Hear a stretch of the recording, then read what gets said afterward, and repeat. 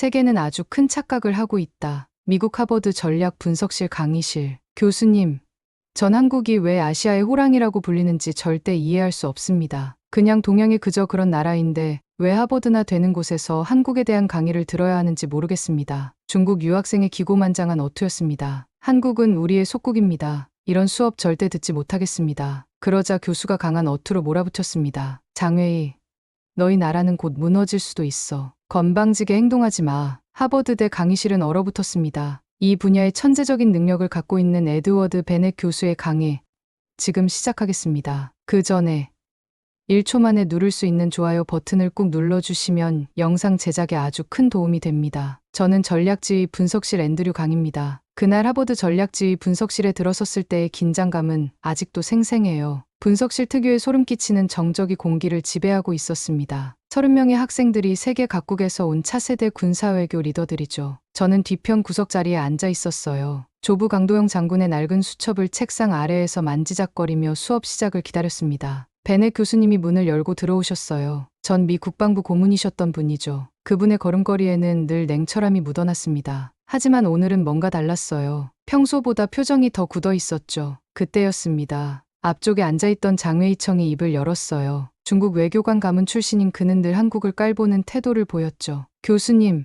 한국은 핵도 없고 미국 없이는 아무것도 못하잖아요. 순간 분석실의 모든 소리가 멈췄습니다. 연필 긁는 소리, 노트북 키보드 타자음, 심지어 숨소리까지도요. 제 심장만이 쿵쿵 뛰고 있었어요. 장웨이청의 말에는 조롱이 가득했습니다. 그가 한국을 하위 국가로 경멸한다는 건 모두가 아는 사실이었죠. 저는 아무 말도 하지 않았습니다. 그저 눈을 뜨고 그를 응시했어요. 조부께서 항상 말씀하셨죠. 말보다 행동으로 증명하라. 중국 공산당의 고문실에서도 입을 열지 않으셨던 조부의 침묵이 제 안에서 울렸습니다. 베넷 교수님은 아무 말 없이 칠판 앞으로 걸어가셨어요. 그리고 분필을 들어 천천히 글자를 써내려 가셨습니다. 모두가 속은 한나라. 교실 안의 공기가 바뀌었어요. 모든 시선이 칠판으로 향했습니다. 장웨이청의 조롱 어린 미소도 서서히 사라졌어요. 엘리자 박이 제 옆에서 긴장한 듯 숨을 들이마셨고 마이클 제퍼슨이 노트북 타자를 멈췄습니다. 레이첼 후앙이 장웨이청과 미묘한 갈등이 있다는 건 모두가 알고 있었어요. 대만 출신인 그녀가 중국 유학생과 편하게 지낼 리 없었죠. 그녀도 칠판을 응시하며 무언가 생각에 잠긴 표정이었습니다. 저는 책상 아래서 조부의 수첩을 꽉 쥐었어요. 가죽이 닳아 부드러워진 표면을 따라 손가락이 움직였습니다. 준비된 자만이 승리한다는 글귀가 희미하게 새겨져 있었죠. 조부께서 평생 지키려 하셨던 그 무언가가 오늘 이 자리에서 공개될 것 같은 예감이 들었어요. 베넷 교수님이 칠판에서 돌아서며 우리를 바라보셨습니다. 그분의 눈빛에는 평소와 다른 무게감이 있었어요. 수십 년간 안보 분야에서 활동하시며 수많은 비밀을 알고 계셨던 분이죠. 그런 분이 오늘은 뭔가 특별한 이야기를 하실 것 같았습니다. 교실의 정적은 계속되었어요. 30명의 학생 모두가 숨을 죽이고 있었죠. 장웨이청조차 더 이상 조롱하지 못했습니다. 칠판에 적힌 5글자가 모든 것을 압도하고 있었어요. 저는 가슴이 두근거리는 것을 느꼈습니다. 조부께서 중국 공산당의 고문을 받으시면서도 끝까지 지키려 하셨던 비밀, 한국이 가진 진정한 힘, 그것이 오늘 이 분석실에서 드러날 것만 같았어요. 교수님의 입이 열리기를 기다리며 저는 조부의 수첩을 더 꽉 쥐었습니다. 이제 곧 모든 것이 시작될 거라는 걸 직감했어요. 그리고 그 시작은 장웨이청의 조롱으로부터였죠. 세계가 한국을 얼마나 심각하게 오판했는지 이제 그 진실이 밝혀질 시간이었습니다. 수업이 시작되기 전 이 마지막 순간의 긴장감, 모든 것을 바꿔놓을 그 한마디를 기다리며 저는 숨을 깊게 들이쉬었습니다. 베넷 교수님의 입에서 나온 첫 마디가 교실 전체를 뒤흔들었어요. 오늘은 원래 예정된 강의 대신 전 세계가 오판한 단 하나의 나라에 대해 분석합니다. 갑작스러운 강의 변경에 학생들 사이에서 웅성거림이 일어났어요. 저는 심장이 빨리 뛰기 시작했습니다. 혹시 한국에 대한 이야기일까? 장웨이청은 여전히 콧방귀를 끼며 불만스러운 표정을 지었어요. 그는 원래 계획된 중동 안보 전략 강의를 기대했던 것 같았죠. 마이클 제퍼슨이 노트북을 열면서 중얼거렸어요. 갑자기 왜 강의 내용을 바꾸시는 거지? 엘리자 박도 당황한 표정이었습니다. 모두들 준비해온 자료가 쓸모없게 된 거니까요. 저는 다시 조부의 수첩을 만져봤어요. 가죽 표면이 거칠거칠했습니다. 조부 강도영 장군님이 독립운동 시절 늘 품고 다니셨던 바로 그 수첩이죠. 혹시 오늘 교수님이 하실 말씀과 관련이 있을까? 제 손가락이 수첩 모서리를 따라 움직였어요. 베넷 교수님이 프로젝터를 켰습니다. 화면에 세계 지도가 나타났는데 유독 한반도가 다른 지역보다 크게 확대되어 있었어요. 제 가슴이 더욱 빠르게 뛰었습니다. 정말 한국에 대한 이야기를 하실 거였어요. 여러분이 한국에 대해 알고 있다고 생각하는 모든 것을 잊으세요. 교수님의 목소리가 단호했어요. 특히 그들의 군사력과 방위 산업, 그리고 국가 안보 전략에 관해서는요. 장의청이 다시 입을 열었어요. 한국 말이죠. 미국의 보호 아래서 경제 성장만 한 나라? 그의 말에 제 주먹이 책상 아래에서 꽉 쥐어졌어요. 조부께서 목숨을 걸고 지키려 하셨던 조국을 그렇게 무시하다니. 하지만 저는 조부의 가르침을 기억했습니다. 침묵은 때로 가장 강력한 무기가 된다. 레이첼 후앙이 장의청을 힐끗 보며 시선을 돌렸어요. 대만과 중국의 미묘한 관계를 생각하면 당연한 반응이었죠. 그녀도 한국에 대해 새로운 정보를 듣게 될 것에 흥미를 보이는 것 같았어요. 교수님이 다시 말씀하셨어요. 극도로 민감한 정보입니다. 제 경력과 신변의 위협이 될 수도 있는 내용이죠. 그 말에 교실의 분위기가 한층 더 긴장되었어요. 마이클이 노트북에서 손을 떼고 앞으로 몸을 기울였습니다. 저는 불안감이 엄습하는 것을 느꼈어요. 조부께서 평생 침묵하셨던 이유가 있었을 거잖아요. 혹시 오늘 그 침묵이 깨지는 건 아닐까? 수첩의 모서리가 손가락 사이에서 차갑게 느껴졌습니다. 오늘 여러분에게 공개할 자료들은 일반에 잘 알려지지 않은 내용들입니다. 교수님이 노트북을 조작하며 말씀하셨어요. 화면에 비밀 표시가 있는 문서들이 나타났습니다. 엘리자가 제게 속삭였어요. 앤드류, 너도 몰랐던 게 있을까? 저는 고개를 저으며 답했습니다. 글쎄요. 조부께서는 거의 말씀하지 않으셨어요. 사실 저도 궁금했어요. 조부께서 왜 그토록 침묵하셨는지, 한국이 정말 숨기고 있는 것이 있는지, 중국 공산당의 고문실에서도 끝까지 입을 열지 않으셨던 그 비밀이 무엇인지 말이죠. 장의청은 여전히 의심스러운 표정이었어요. 러시아나 중국도 비슷한 정보 활동을 하는데 한국이 뭐가 특별하다는 거죠.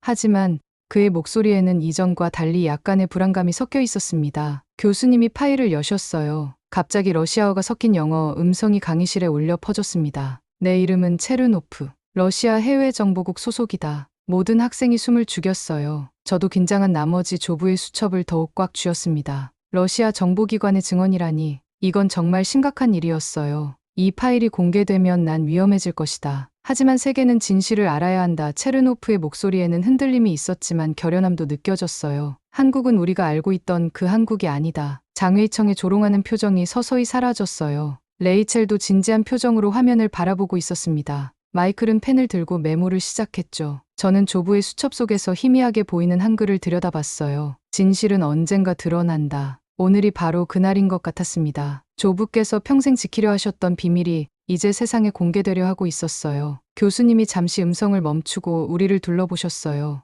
여러분, 이제부터 들으실 내용은 기존에 알고 있던 모든 상식을 뒤집어 놓을 것입니다. 준비되셨나요? 저는 깊게 숨을 들이쉬었어요. 조부의 침묵이 왜 그토록 중요했는지, 그리고 한국이 왜 그렇게 조용히 준비해왔는지 알게 될 순간이었습니다. 수업은 완전히 다른 방향으로 흘러가고 있었어요. 체르노프의 음성이 끝나자마자 베넷 교수님이 새로운 화면을 띄우셨어요. 화면에는 한국 무기들의 사진이 가득했습니다. FA-50K2, K9, KF-21 저도 처음 보는 이름들이었어요. 그런데 더 놀라운 건 그 밑에 적힌 설명들이었습니다. 한국의 무기 체계는 매우 특별합니다.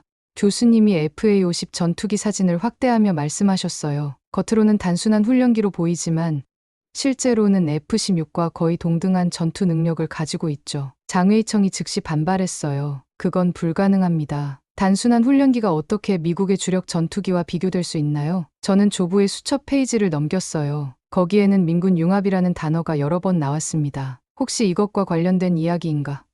손가락 끝이 낡은 종이의 질감을 느꼈어요. 교수님이 다른 자료를 보여주셨습니다. 러시아가 시리아에서 직접 분석한 FA-50 성능 평가서입니다. 놀랍게도 특정 작전 환경에서 FA-50이 F-16보다 뛰어난 성능을 보였어요. 마이클이 펜을 들고 메모하면서 물었어요. 어떻게 그런 게 가능하죠? 가격은 절반 수준인데. 여기서 핵심은 민군 융합 시스템입니다. 제가 갑자기 입을 열었어요. 모든 시선이 저에게 향했죠. 전투기보다 무서운 건 그것을 만든 방식입니다. 엘리자가 놀란 표정으로 저를 바라봤어요. 앤드류, 내가 이런 걸 알고 있었어? 저는 조부의 수첩을 들어보였습니다. 조부께서 항상 말씀하셨어요. 진정한 힘은 보이지 않는 곳에서 나온다고. 베넷 교수님이 고개를 끄덕이며 저를 격려하셨어요. 계속 설명해 주세요, 앤드류. 한국의 무기 시스템은 민간 기업들과 직접 연결되어 있습니다. 제 목소리가 점점 단단해졌어요. 삼성, LG, 현대. 이들이 일반 제품을 만들면서 동시에 최첨단 군사 기술을 개발하고 있죠. 장의청이 비웃으려 했지만 교수님이 추가 자료를 보여주시자 그의 표정이 굳어졌어요. 화면에는 이들 기업의 군사 부문 연구시설 사진들이 나타났습니다. 이건 삼성이 개발한 전자전 시스템입니다. 교수님이 설명하셨어요. 스마트폰 기술을 직접 군사 시스템에 적용했죠. 그 결과 기존 미국 시스템보다 70%더 빠른 정보 처리가 가능해졌어요. 레이첼이 놀라며 말했어요. 중국도 비슷한 시도를 하고 있지만 이 정도 수준은. 교수님이 K9 자주포 영상을 재생하셨어요. 실전 상황에서 촬영된 듯한 영상이었습니다. K9은 단 3분 만에 위치를 이동하며 6발의 포탄을 정확히 목표물에 착탄시켰어요. 기존 자주포는 위치 이동에 최소 10분이 걸립니다. 마이클이 놀라며 말했어요. 이건 거의 3배 이상 빠른데요. 현대의 자동차 생산 기술이 그대로 적용된 결과입니다. 제가 답했어요. 조부님 수첩에 이런 내용이 있어요. 기업의 힘이 국가의 힘이 된다고. 교수님이 K2 전차 영상으로 넘어가셨어요. 세계에서 유일하게 반자동 장전 시스템을 사용하는 전차입니다. 분당 15발 발사가 가능해요. 장외이청이 여전히 의심스러워했어요. 하지만 실전 경험이 없잖아요. 그게 바로 착각입니다. 교수님이 CIA 보고서를 띄우셨어요. 한국 무기들은 이미 전 세계 여러 분쟁 지역에서 테스트되었습니다. 폴란드는 K2와 K9을 대량 도입했고 실전 데이터를 한국과 공유하고 있어요. 저는 조부의 수첩에서 완벽한 위장이라는 문구를 발견했어요. 조부께서 정확히 이것을 예상하고 계셨던 거죠. 교수님이 KF-21 스텔스 전투기 이미지를 보여주셨어요. 외형상 5세대 전투기 수준이지만 가격은 F-35의 3분의 1입니다. 엘리자가 제게 물었어요. 앤드류, 내 회사도 이런 것들과 관련 있어? 저는 잠시 망설였어요. 저희 대기업이 방위 산업과 연관되어 있다는 사실을 공개할 수 있을까? 조부의 가르침이 떠올랐어요. 필요할 때까지는 침묵하라. 돈으로 무기 사는 것과 뭐가 다르죠? 장외이청이 마지막 저항을 시도했어요. 차이점은 바로 이겁니다. 제가 단호하게 답했어요. 한국은 무기를 사지 않아요. 만들어요. 그것도 세계 최고 기업들의 기술을 이용해서. 교수님이 마무리하셨어요. 이것이 바로 한국 군사력의 실체입니다. 겉으로는 보이지 않지만 속에서는 세계 최첨단 기술이 돌아가고 있어요. 교실의 분위기가 완전히 바뀌었어요. 장외이청도 더 이상 조롱하지 못했습니다. 저는 조부의 수첩을 덮으며 생각했어요. 조부께서 지키려 하셨던 비밀이 바로 이것이었구나. 보이지 않는 곳에서 준비된 힘의 진정한 모습 말이죠. 베넷 교수님이 비밀 자료 표시가 된 폴더를 열자 교실 전체가 숨을 죽였어요. 화면에 나타난 건 어둠 속에서 움직이는 인형들이었습니다. 특수부대 야간 작전 영상인 것 같았어요. 하지만 일반적인 나이트 비전과는 전혀 달랐습니다. 병사들의 움직임이 마치 유령처럼 보였거든요. 이것은 한국의 고스트 오퍼레이션 부대입니다. 교수님이 설명하셨어요. 완전히 새로운 개념의 특수작전팀이죠. 장의청이 화면을 자세히 들여다보며 물었어요. 나이트 비전 기술인가요? 아닙니다. 교수님이 영상을 일시 정지하셨어요. 이건 삼성이 개발한 스텔스 매트릭스 기술입니다. 빛의 굴절을 실시간으로 조작해서 사실상 투명 상태를 만들어내죠. 마이클이 놀라며 소리쳤어요. 그럼 거의 투명인간이나 다름없네요. 저는 조부의 수첩을 펼쳤어요. 최고의 전략은 보이지 않는 것이라는 글이 있었습니다. 바로 이것을 말씀하신 거였군요. 교수님이 다른 자료로 넘어가셨어요. 그리고 이것은 킹스파이더 실시간 지휘 체계입니다. 화면에는 복잡한 네트워크 다이어그램이 나타났어요. 수십 개의 노드가 실시간으로 연결되어 있었습니다. 각 병사는 개별 AI 모듈을 가지고 있습니다. 교수님이 설명하셨어요. 이들은 전장 상황을 실시간으로 분석하고 자율적으로 최적의 전술을 선택해요. 엘리자가 불안한 표정으로 물었어요. 그럼 AI가 전투 결정을 내린다는 말인가요? 부분적으로 그렇습니다. 제가 답했어요. 하지만 최종 공격 명령은 항상 인간이 내립니다. 이건 윤리적 안전장치죠. 레이첼이 흥미롭게 반응했어요. 대만에서도 비슷한 연구를 하고 있지만 이 정도 통합은.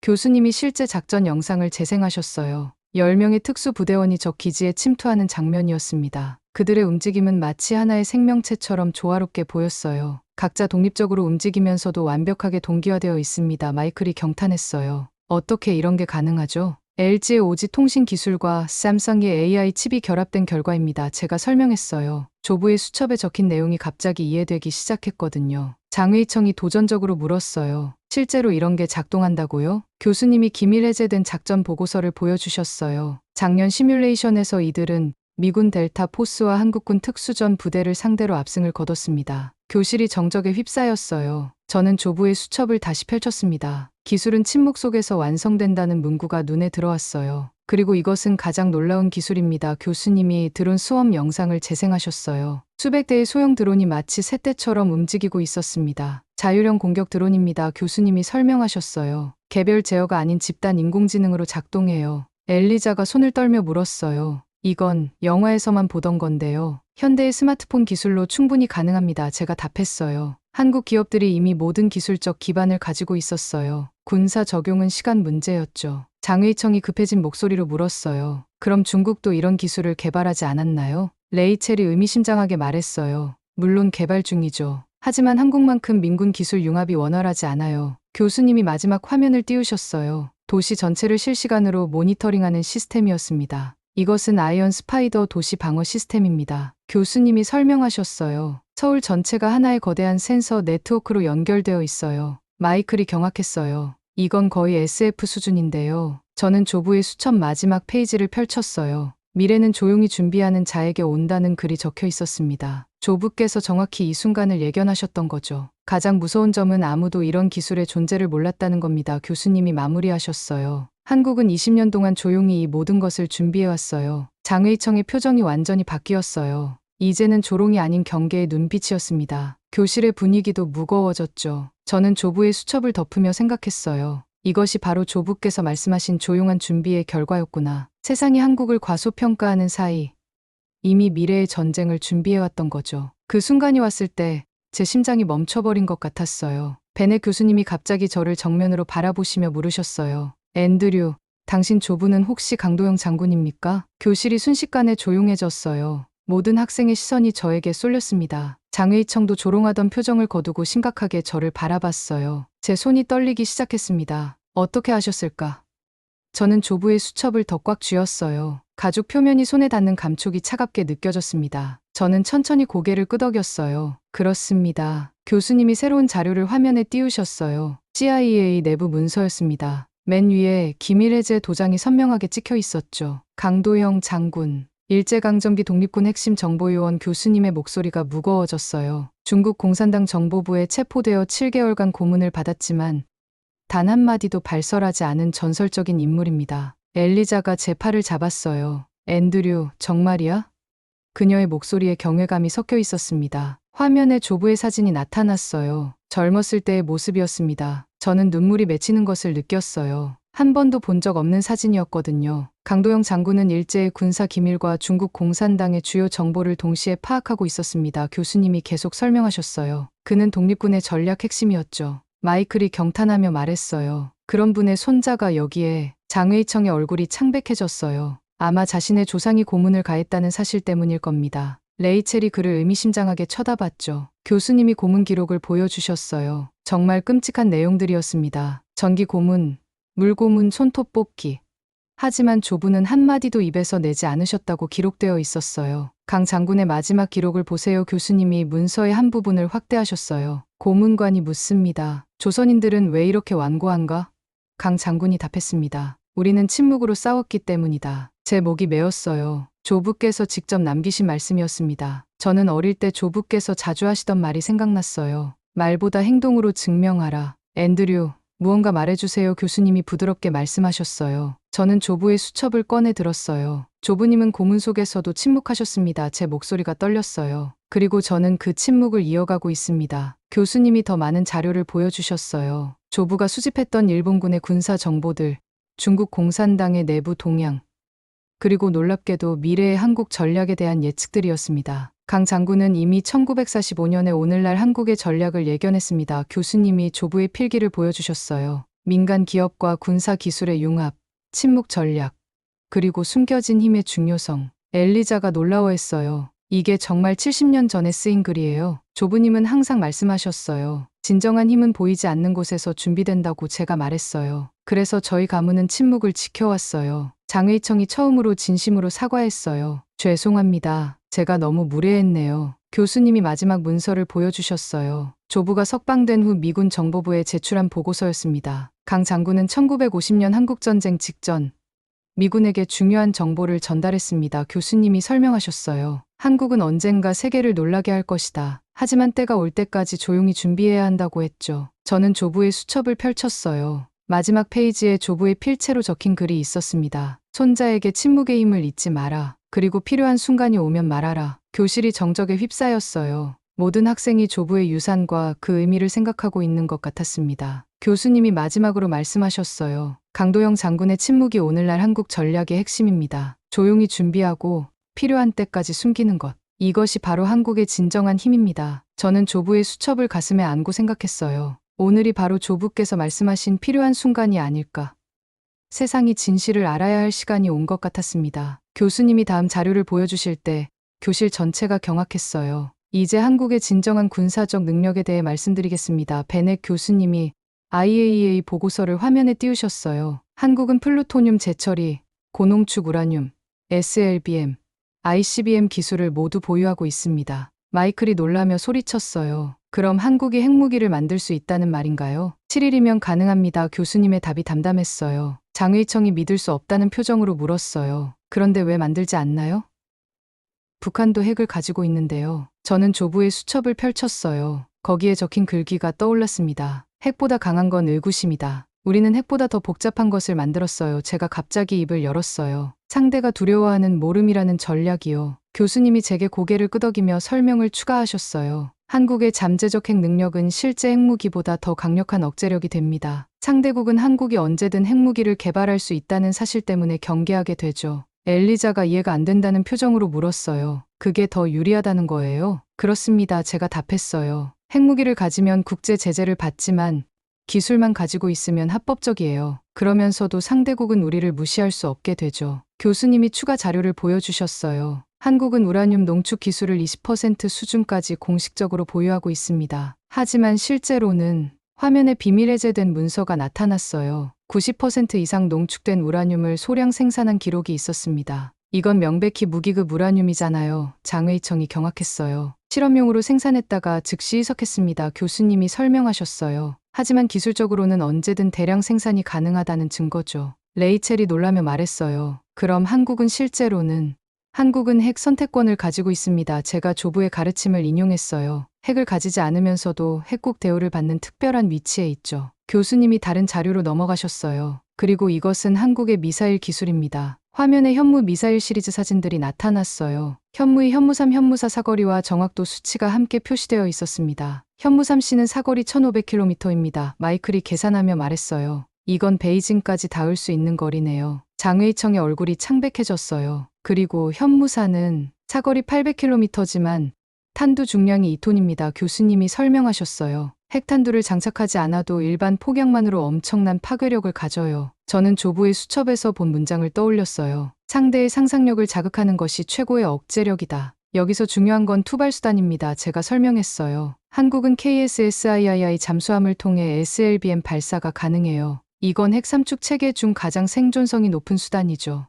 엘리자가 질문했어요. 그럼 한국은 사실상 핵국과 같은 능력을 가졌다는 거네요. 정확합니다. 교수님이 종합 자료를 보여주셨어요. 기술력, 투발수단, 생산 능력 모두 갖추고 있어요. 다만 정치적으로 핵 개발 선언을 하지 않았을 뿐이죠. 장의청이 떨리는 목소리로 물었어요. 그럼 미국은 이런 사실을 알고 있나요? 당연히 알고 있습니다. 교수님이 NSA 문서를 보여주셨어요. 오히려 미국은 한국의 이런 능력을 전략적 자산으로 활용하고 있어요. 저는 깨달았어요. 이것이 바로 조부께서 말씀하신 침묵의 전략이었구나. 핵을 가지지 않으면서도 핵국과 같은 억제력을 행사하는 방법. 한국의 전략은 명확합니다. 제가 정리했어요. 모든 능력을 갖추고 있지만 그것을 사용하지 않는다. 그 하지 않음이 오히려 더 강력한 위협이 되는 거죠. 교수님이 마무리하셨어요. 이것이 한국이 핵 없이도 핵보다 무서운 이유입니다. 상대국은 한국이 언제 핵 카드를 꺼낼지 모르기 때문에 함부로 위협할 수 없어요. 교실의 분위기가 무거워졌어요. 모든 학생이 한국의 진정한 군사적 위상을 새롭게 인식하고 있었습니다. 장의청조차 더 이상 한국을 무시할 수 없게 되었죠. 저는 조부의 수첩을 덮으며 생각했어요. 이것이 바로 조부께서 평생 지키려 하셨던 비밀이었구나. 침묵 속에 숨겨진 강력한 힘. 베넷 교수님이 마지막 자료를 화면에 띄우셨어요. 세계 안보 전문가들의 최신 보고서입니다. 한국, 이제 전략 균형자로 분류됩니다. 교수님이 보고서의 핵심을 읽어주셨어요. 동아시아 안보에서 한국의 입장에 따라 지역 전체의 균형이 달라질 수 있다는 평가가 나왔어요. 장의청이 여전히 의아해하며 물었어요. 그래도 결국 미국이 없으면 위험한 거 아닌가요? 교수님의 표정이 변했어요. 장씨, 당신은 여전히 이해하지 못하고 있군요. 화면에 새로운 다이어그램이 나타났어요. 미국, 한국, 일본, 중국의 관계도였는데 한국이 중심에 위치해 있었습니다. 한국이 없는 미국의 동아시아 전략을 상상해 보세요. 교수님이 레이저 포인터로 지도를 가리키며 설명하셨어요. 일본만으로는 중국을 견제하기에 부족합니다. 마이클이 고개를 끄덕이며 말했어요. 그래서 한국이 전략 균형자가 된 거군요. 정확합니다. 제가 추가 설명했어요. 한국은 이제 선택권을 가졌어요. 미국과의 동맹을 유지하면서도 독자적인 영향력을 행사할 수 있죠. 엘리자가 놀라며 물었어요. 그럼 한국이 중립으로 돌아설 수도 있다는 말이에요. 교수님이 새로운 자료를 보여주셨어요. 한국의 군사력 증강과 경제력 성장 그래프였습니다. 한국은 GDP 세계 10위, 군사력 세계 6위입니다. 교수님이 설명하셨어요. 이는 독자적인 전략을 구사할 수 있는 충분한 기반이 되죠. 레이첼이 의미심장하게 말했어요. 대만 입장에서는 한국의 선택이 매우 중요해졌네요. 장의청이 급해진 목소리로 물었어요. 하지만 한국이 중국과 정면 대결을 할 수 있나요? 그게 바로 오판입니다. 저는 조부의 수첩에서 본 구절을 인용했어요. 진정한 전략은 정면 충돌을 피하는 것이죠. 교수님이 또 다른 보고서를 보여주셨어요. 한국의 외교 전략을 보세요. 미국과의 동맹을 유지하면서도 중국과의 경제 관계를 끊지 않았어요. 균형 외교가 아니라 전략적 모호성입니다. 제가 설명했어요. 자신의 다음 수를 예측하지 못하게 만드는 거죠. 마이클이 이해했다는 표정으로 말했어요. 그러니까 한국은 어느 쪽에 설지 명확히 밝히지 않으면서 양쪽 모두에게 영향력을 행사하는 거네요. 중국보다 무서운 건 교수님이 장의청을 직접 보며 말씀하셨어요. 준비된 나라가 조용히 웃고 있다는 사실입니다. 교실이 잠시 정적에 휩싸였어요. 장의청의 표정이 완전히 굳어졌습니다. 교수님이 계속 설명하셨어요. 한국은 이미 대중국 포위망의 핵심이 되었어요. QADPLUS, AUKUS 확장 논의에서 항상 거론되는 나라가 바로 한국입니다. 그런데 한국은 이런 모든 논의에 직접 참여하지 않죠. 제가 추가했어요. 대신 개별적으로 영향력을 행사하고 있어요. 엘리자가 감탄하며 말했어요. 그러니까 한국은 정식 멤버는 아니지만 실질적으로는 가장 중요한 플레이어라는 거네요. 교수님이 마지막 슬라이드를 보여주셨어요. 향후 5년간의 동아시아 전략 예측이었습니다. 모든 시나리오에서 한국의 선택이 결정적 변수가 됩니다. 교수님이 강조하셨어요. 한국이 어느 쪽으로 기울느냐에 따라 지역 전체의 판이 바뀌어요. 레이첼이 장의청을 보며 말했어요. 이제 이해하시겠어요? 한국은 더 이상 보호받아야 할 나라가 아니에요. 장의청이 마침내 인정하며 말했어요. 미안합니다. 제가 완전히 잘못 봤네요. 저는 조부의 수첩을 펼쳤어요. 마지막 페이지에 적힌 글이 눈에 들어왔습니다. 전략의 판이 바뀔 때 침묵하는 자가 가장 큰 소리를 낸다. 교수님이 마무리하셨어요. 이것이 한국이 세계를 놀라게 한 방법입니다. 조용히 준비하고 필요한 순간에 전략의 주도권을 잡은 거죠. 교실의 분위기가 완전히 바뀌었어요. 모든 학생이 한국을 새로운 시각으로 바라보고 있었습니다. 전략의 판이 정말로 바뀐 순간이었죠. 베네 교수님이 마지막 정리를 위해 강단으로 걸어가셨어요. 오늘 강의는 여기서 마무리합니다. 교수님의 목소리에는 확신이 가득했어요. 한국은 아무 말 없이 조용히 준비하고 있었습니다. 장의청이 처음으로 진심으로 머리를 숙였어요. 미안합니다. 제가 정말 너무 얕봤네요. 그의 목소리에는 진정성이 느껴졌습니다. 저는 조부의 수첩을 꺼내 책상 위에 올려놓았어요. 우리는 언제나 얕보였어요. 모든 학생이 저를 바라봤죠. 하지만 언제나 준비되어 있었습니다. 엘리자가 제 손을 잡았어요. 앤드류, 오늘 정말 많은 걸 배웠어. 그녀의 눈에는 감동이 서려 있었습니다. 마이클이 노트북을 덮으며 말했어요. 이제 와서 생각해보니 삼성, 현대, LG 이 기업들이 단순한 소비재 회사가 아니었네요. 레이첼이 장의청을 보며 미소를 지었어요. 이제는 우리 모두 한국을 다르게 볼 거예요. 교수님이 칠판 앞으로 다시 걸어가셨어요. 수업 초반에 적으셨던 글자가 아직 남아 있었습니다. 모두가 속은 한 나라. 여러분이 오늘 배운 가장 중요한 교훈은 무엇입니까? 교수님이 물으셨어요. 저는 조부의 수첩을 펼쳤어요. 침묵의 힘입니다. 교실이 조용해졌어요. 조부님이 평생 가르쳐 주신 것처럼 말보다 준비된 행동이 더 강력합니다. 장의청이 정중하게 말했어요. 저도 이제 알겠습니다. 한국의 진정한 힘은 과시하지 않은 채 준비하는 데 있었네요. 교수님이 고개를 끄덕이셨어요. 그렇습니다. 한국은 70년 동안 이 전략을 완벽하게 실행해왔어요. 엘리자가 손을 들었어요. 교수님, 혹시 다른 나라들도 이런 전략을 쓰고 있나요? 시도하고 있지만 교수님이 답하셨어요.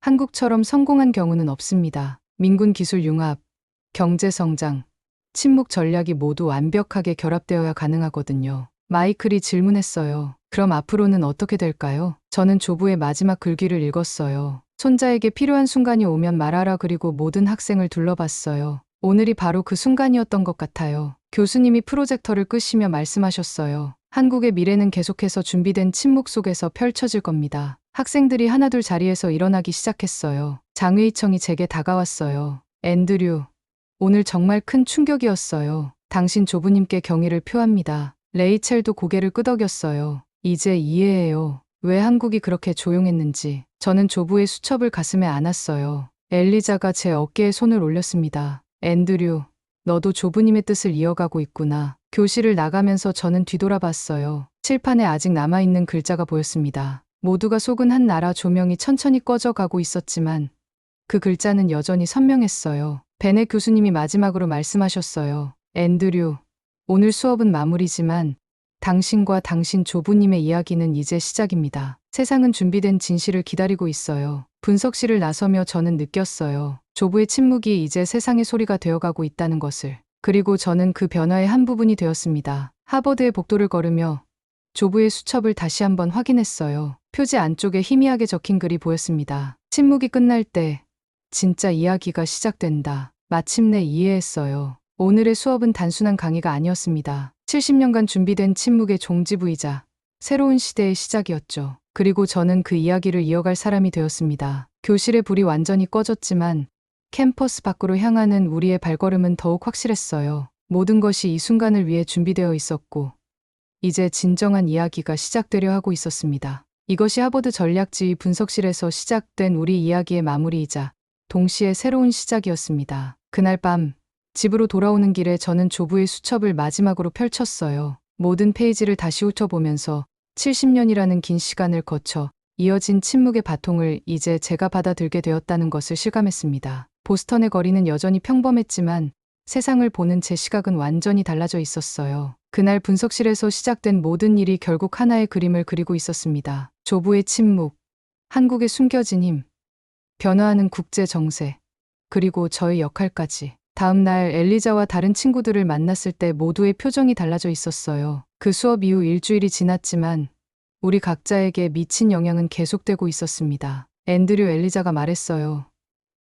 오늘 아침 뉴스에서 한국 관련 기사가 엄청 많더라. 우연일까? 저는 미소를 지었어요. 우연이 아니야. 진실은 한번 빛을 보면 스스로 퍼져나가거든. 장회의청이 진지하게 말했어요. 앤드류, 나도 많이 생각해봤어. 그날 내가 너무 무례했던 것 같아. 정말 미안하다. 괜찮아요. 우리 모두 배웠으니까. 레이첼이 덧붙였어요. 대만에서도 이제 한국을 다르게 보기 시작했어. 대단한 변화야. 마이클이 웃으며 말했어요. 우리가 그 분석실에서 목격한 건 단순한 수업이 아니었어. 역사가 바뀌는 순간이었던 거야. 그 순간 제 핸드폰에 알림이 왔어요. 회사에서 온 메시지였습니다. 앤드류, 프로젝트 시작일이 다음 주로 확정되었습니다. 준비해 주세요. 저는 친구들을 둘러보며 말했어요. 나도 이제 정말 시작이야. 엘리자가 제 손을 잡았어요. 조부님이 자랑스러워하실 거야. 우리는 다시 그 분석실 앞으로 걸어갔어요. 칠판의 글자는 여전히 그대로였습니다. 모두가 속은 한 나라. 하지만 이제 그 의미는 완전히 다르게 느껴졌어요. 비밀이 아닌 인식, 오해가 아닌 이해, 그리고 침묵에서 시작된 변화의 이야기였습니다. 저는 조부의 수첩을 가슴에 안고 마지막으로 다짐했어요. 70년 동안 지켜온 침묵의 전통을 이어가면서도 필요한 순간에는 진실을 말하는 새로운 세대가 되겠다고. 조부님, 제가 마음속으로 말했어요. 이제 당신의 침묵이 제 소리가 되었어요. 그리고 우리는 각자의 미래로 향했습니다. 하버드의 그 작은 분석실에서 시작된 이야기가 이제 온 세상으로 퍼져나가려 하고 있었어요. 변화의 물결은 이미 시작되었고 저는 그 흐름의 한 부분이 되어 있었습니다. 이것이 진정한 마무리이자 시작이었습니다. 조부의 침묵에서 태어난 새로운 소리, 준비된 미래를 향한 첫걸음이었죠. 잘 보셨나요? 오늘 하버드 전략지휘 분석실에서 벌어진 놀라운 이야기를 들려드렸습니다. 세계가 70년 동안 오판했던 한국의 진정한 모습, 그리고 조부 강도영 장군의 침묵 전략이 오늘날 어떻게 현실이 되었는지 확인해 보셨죠. 핵 없이도 핵보다 무서운 나라가 된 한국의 비밀, 그리고 조용한 준비가 만들어낸 놀라운 변화의 순간을 함께 목격했습니다. 지금까지 감동유괴소였습니다. 좋아요, 구독 많이 부탁드릴게요.